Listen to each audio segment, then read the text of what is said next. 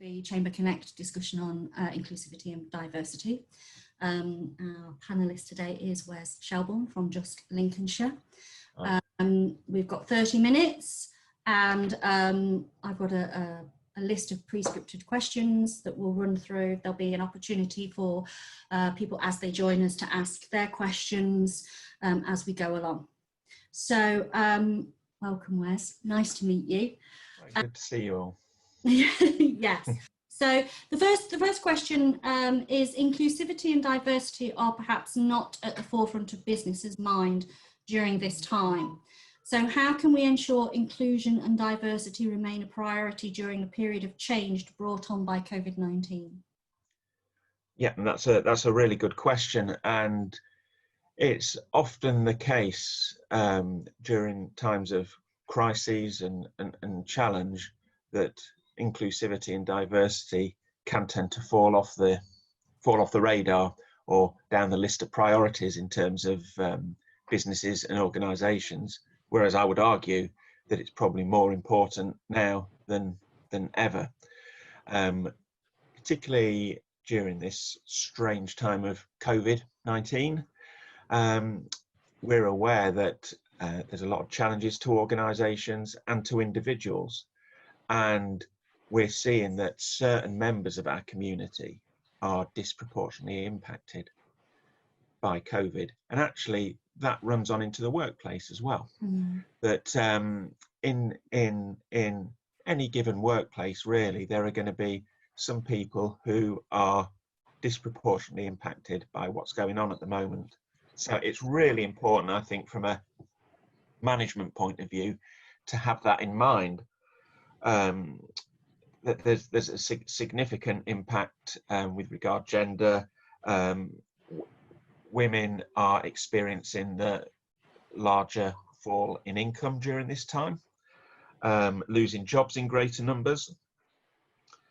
There's potential issues around equality and inclusion with furloughing, return to work, redundancies. And of course, in all this, there are legal obligations that companies have to ensure that members of staff, employees aren't discriminated against. So I would say during this time of crisis, where the easy option is not to think about these things, it's more important than ever to be looking to embrace inclusion and diversity in your thinking as a manager, as a workplace leader, because actually there's some significant impacts happening at the moment on individuals. Yeah, why do you think, sorry, I'm going a bit off script, but why do you think that it isn't so much at the forefront? I mean, I know we're in a bit of a crisis at the moment, but generally it hasn't really been at the forefront of business. Why do you think that is? I think partly, quite often, what we're talking about here, inclusion and diversity, is seen as a nice add-on when times are good, when organisations aren't under the pressure they're under at the moment, then inclusion and diversity can be considered and it can be part of the bigger picture. But when the pressure gets on, it's often one of the first things to go because it's not seen as essential. Whereas actually, the positive business case that can be linked to embracing inclusion and diversity is very clearly evidenced. And actually, organisations that do take a more proactive approach to it benefit in the long term. But it is sometimes, quite often actually, seen as just a luxury that can be jettisoned when times get hard. Okay. The global repercussions of the Black Lives Matter give focus to this area. How could this be channeled to more businesses see the benefit of inclusivity and diversity, given what you've just said about the focus of business in normal circumstances? It's a really interesting question, and we were just having a brief discussion before we started that we've almost got a perfect storm of things happening at the moment with COVID-19, with Black Lives Matter coming to the fore, and actually also in the background still that's been keeping quiet for a while is still repercussions around Brexit and what that still means for, so that there's a lot going on. And I think with Black Lives Matter and the conversations that started, it's been a wake-up call. It's been a wake-up call for the wider society, and I think should be a wake-up call for organisations that maybe thought the discussion about race and ethnicity is something that had happened, that had been resolved, that had been moved on from, was something from the 70s and the 80s that had been dealt with. Whereas actually the reality is it probably just been hidden, and things have become much more subtle and discreet around race and ethnicity issues. So I think it's really important that workplaces, and it's not easy, it's not comfortable, but create a safe environment for these things to be talked through and discussed and talked about in the workplace if that's what's needed, because actually it's brought up a lot of issues for people. It's really interesting when you say that people might have thought that it was dealt with years ago and hadn't realised that level of racism particularly wasn't so prevalent, and it's almost like this movement now, Black Lives Matter, has shone a light on to say actually it still does exist, and as people who don't experience racism on a day-to-day, I think it's a really interesting point you raised. It's almost as if, well, there isn't, it doesn't happen, but that possibly is because it doesn't happen to that individual and there isn't that realization, and maybe that is taking place now. Do you think that's a fair sort of? Absolutely, you know, and I, as a white middle-aged male, have a very different experience of issues around race and ethnicity than someone of colour. But I think the worst thing that we can do at the moment is ignore the conversation or seek to trivialise it. So it's easy to sort of make it suddenly about, oh, some violence happened at a protest, therefore that negates the underlying issues, or the talk goes on to whether statues should be, you know, stay up or not. Well, let's not get distracted about the really serious underlying issue here, which is about barriers being placed in society that make it harder for some people to access opportunities than others. And that really ties in with the workplace. I think people sometimes get nervous when a conversation is had that mentions the word systemic racism or institutional racism. And it's important, I think, to be clear about what we're talking about there. It's not the same as if you're talking about a racist individual who might hurl abuse at someone in the street. That's not what we mean by systemic racism or institutional racism. There we're talking about barriers that actually are preventing someone of a certain ethnicity, a certain race, to access the same opportunities as I would, for example. And I think we can all in our workplace look at what barriers there are in place that we might need to look at removing. Sorry. Yeah, I think you're absolutely right. It's really really important that the focus of the true issue isn't diverted with all the peripheral things that are going on around, and that focus remains on the important bit. How do you feel that greater employee diversity changing the workplace currently, and how it will change in the future? Again, really interesting questions, particularly about what the future may look like, because who would have predicted that the future that we're experiencing now would ever have existed in terms of COVID happening? So it's whatever I say about the future's got a huge caveat on it, as we just don't know what things are going to look like. But in terms of diversity and inclusion now, organisations that have embraced it and embedded a positive approach to diversity and inclusion, it makes a difference on the financial bottom line. It makes a difference on the social bottom line of an organisation as well. So as well as improved financial performance, there is also a greater sense of staff satisfaction, staff belonging. It creates a better and nicer environment to work in. It produces greater innovation when you've got a wider range of opinions, a wider range of insights coming into an organisation. It really benefits the thinking of that organisation, so we're not just thinking in silos. It has an overall positive effect. Again, and this goes back to what you asked earlier as well, as about inclusion and diversity being off the radar when there are challenges. It makes business sense, absolutely, to make sure that you're continuing to embrace inclusion and diversity when times get hard, not jettison it, because it has an overall positive effect. Now, it's going to be really interesting moving forward in a sort of post-COVID work environment. How is diversity going to impact on the workplace?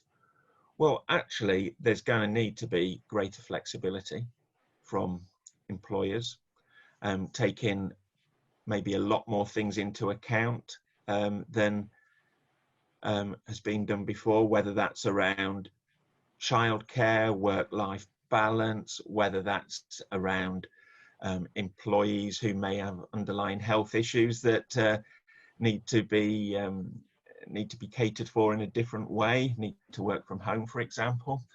There's a whole range of issues that have probably not been thought about prior to this that are now going to have to almost become part of this new normal we keep hearing about going forward.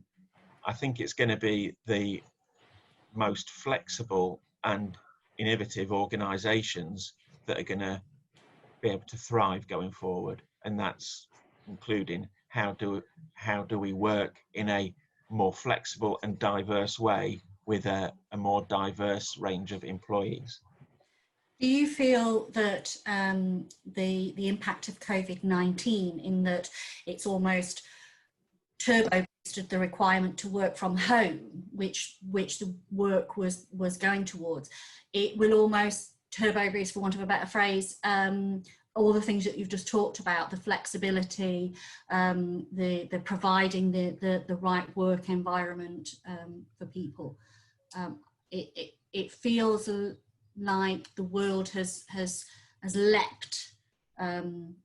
It might have taken a couple of years to get where it is, but in the last couple of months, it's kind of leapt into this new flexible, and employers that weren't perhaps understanding what that meant now understand not only what it means, but that it's possible, and productivity doesn't dip, and all those sorts of fears that there might have been before.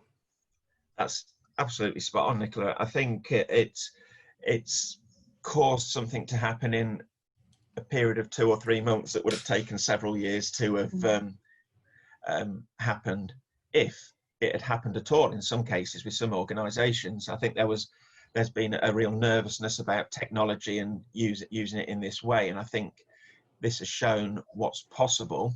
I think the flip side of it is, how do you continue to offer a quality staff and employee experience virtually? How do you successfully manage still in a way that's personal, in a way that is taking into account individual needs, and also recognizing that actually for some people working from home isn't the positive experience it necessarily is for me or for others, that it works well for me. But for others, actually working from home, working in isolation, is not necessarily the positive that it is for others. And that face-to-face contact is a lifeline for some people. Yeah. It's trying to get that balance. Yeah. Yeah, I would agree with that. So as a business leader, so how would I go about testing if my team felt that the workplace was inclusive? I mean, the sort of simple and short answer is you ask. But I suspect we want to discuss a little bit more than that. I think first of all, it's got to be something that builds on what already exists. So if that approach to trying to assess staff satisfaction and what the work environment is like doesn't exist, you can't suddenly jump from something not existing to, right, I want to see how inclusive my workplace is. It's about creating that environment, which is really important. So how does an organisation go about gathering feedback from staff, whether that's a larger organisation where it's done in a more formal way, or a small enterprise where you can actually have that discussion and find those things? How are you getting that feedback? How are you getting that feedback? What are you doing with that feedback? Creating a safe space for conversations is really important in a workplace, because even if I or other people feel that the work environment that we're helping to create is open and people can have a conversation, that might not necessarily be the case, or the experience of other people. So it's about, what does a safe space look like for people to be able to have conversations, to provide the feedback as to whether the workplace is inclusive, what could be done to make it more inclusive. And of course, the sort of existing appraisal systems, it should be all fitted into there. So that's very much about sort of processes, and what processes are in place, how can they be improved and modified. And it's really important to look at what the blind spots are of an organisation. And that's a difficult one, because that requires some honesty and courage from an organisational point of view to be asking those questions. As leaders, being, as you just said, being honest about why you would want to do this, and making sure that you're doing it for the right reasons, and then you can create those safe spaces, and you absolutely can get some valid feedback from your team, and be serious about making any changes depending on what that feedback is. And I think you're right. It's about setting the ground, really, laying the foundations as to why this is really important to be looking at. So it's one thing to hand out a questionnaire or a checklist with no explanation, with no background conversation. That's going to be limited in value. But actually, if you've got to be intentional about this from a business leader point of view. Do you, as a leader, see the value in diversity and inclusion? Do you see the business sense it makes? Do you see the social sense it makes as well? And it's the right thing to do. If you don't grasp that as a business leader, it's going to be very difficult to generate the culture that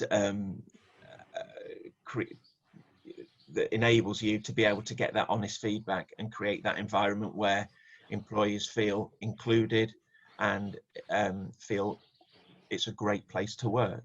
It's got to be intentional. So have you got any top tips about best practices to ensure inclusivity and diversity are valued in a workplace? I think some of that ties in with what I was just saying. That there's two things. First of all, being intentional. You know, are you, as a leader, personally buying into the value of diversity and inclusion? If yes, brilliant. Or it could be that you sort of think, I'd like to, but I don't know quite how to approach this. And that's have conversations with your work work base. Talk to people who have very different experiences, have honest conversations, be willing to learn. As a leader, I think sometimes we feel the pressure to have all the answers. Well, actually, this is an opportunity to listen and to learn. And I would say that's a huge step. Be humble enough to listen and learn to be able to create a better work environment. And talk to other organisations, talk to other leaders. What are their experiences? Find out who you think is doing well locally in this area. You know, nationally there and internationally there are examples. You know, if you were to look at Nike, if you were to look at McKinsey and the reports they put out, there's swathes of stuff around diversity and inclusion and good examples. And I'm more than happy to send links that can be sent out with this recording, and create a sense of belonging in your organisation. So listen, learn, be intentional, and create a workplace where people feel they belong, not excluded. I think that's really great. And if you could provide some links, unfortunately, because of technical difficulties, we've not been able to have the full discussion and some questions from people that we would have. So if you could provide those links, I think that would be really, really helpful going forward. Yeah, because there's some great links there, and there's organisations nationally that are happy to work with other organisations, so like Stonewall, the Law Society, are all happy to work with organisations around these issues and support them. I was going to say, do you know of any exemplar businesses that people could go and look at as a template of good practice almost? Yeah, what I was going to do with these links that I'll send, the Law Society has got a huge database around some specific work it does around diversity and inclusion of organisations that are doing well in this area. And it's important to remember that for a huge multinational, that looks different than it would for a very small local business. The principles are the same, but what you're able to do and resource at a national or multinational level is different from a small scale enterprise. So it's very much about ethos and then how that works out. But yes, the Law Society and if I find where I wrote it, the Employers Network for Equality and Inclusion, which is again a really useful resource. You can become a member of that. It shows other organisations that are already members, so you can get some idea of who's buying into this, and has got some great resources around unconscious bias and other issues related to diversity and inclusion. So I'll send all those links. That's brilliant.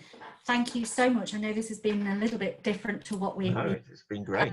I found that absolutely fascinating, and hopefully people who watch this recording at a later date do so as well.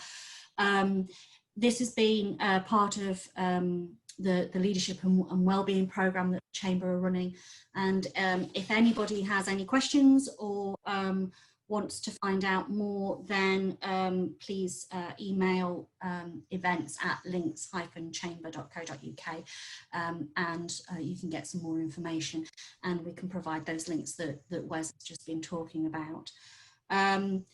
Thank you very much. I may see you, Wes, in one of the other rooms as we go through the day, but thank you very much. And I am sorry that it's not quite the discussion we were hoping for, but I think really useful and interesting nonetheless. So thank you. That's great, and I'll send those links. Brilliant. Thank you very much. Okay, thanks.